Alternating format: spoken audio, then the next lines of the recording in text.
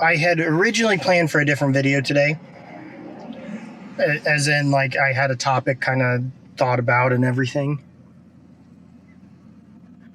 But because of the issues I had with my camera, I figured this would be a good time to kind of show what's going on after this latest firmware. So I've got my two G9M2s.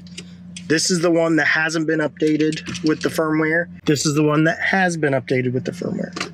What my plan to do is to just set up a real quick video where I film, and it's not going to be anything special. I might run in front of it real fast, but I want to film the back of the camera and to show what it's doing. So I've got my two tripods. I'm going to set this guy up on one, and then I'm going to set the two cameras up on the other, but I'm going to do one at a time so you guys can see.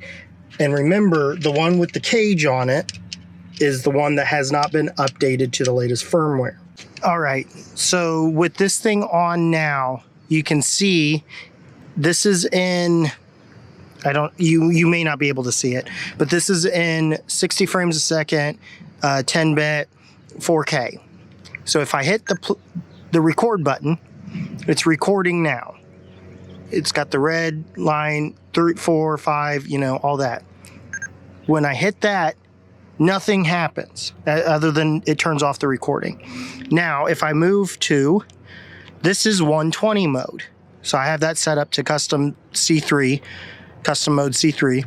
Now, if I hit this record button, it actually takes a little bit longer to get started, which again is not that big of a deal, but all the same, it's still an issue. So if I hit this pause, turns off the camera, and now it's back on. All the file numbers have been reset. The file that was in there is no longer working. It's started a new folder, all of this stuff. Video cannot be played. It may be possible. It's not possible. Most of these are completely useless. So that's what's going on with this camera.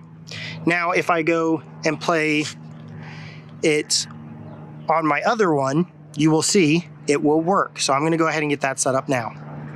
Okay, now I have the other camera set up, and as you can see right down here, this is the cage.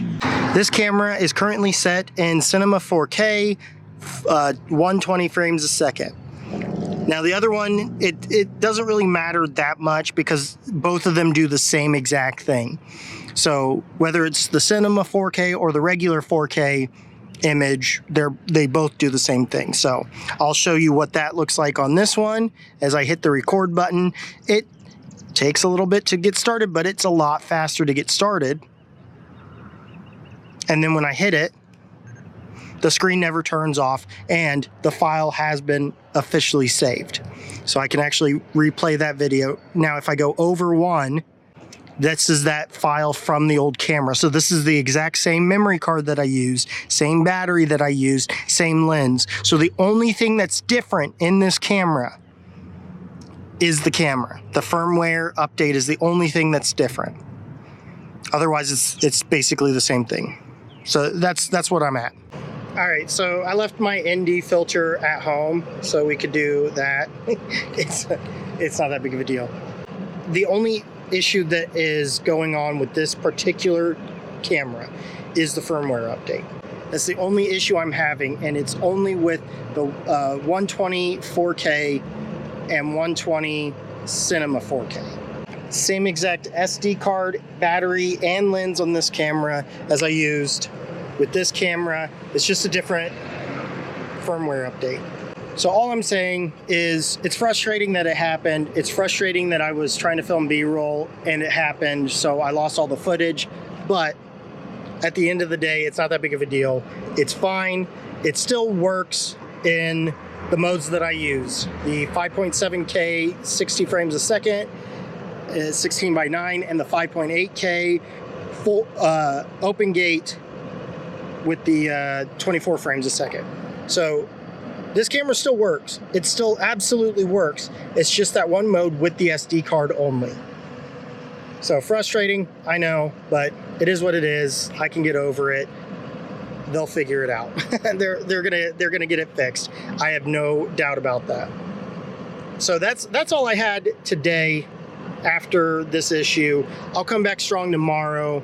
Got some ideas, but that's where we're rolling with. I like I said, I sent in all the information for Lumix to hopefully fix this firmware update. I haven't heard back from them, but I'm not necessarily surprised, because what are they going to do other than ask me, hey, is there anything else wrong with this particular firmware update? So with that being said, that's all I have, and I will see you guys tomorrow.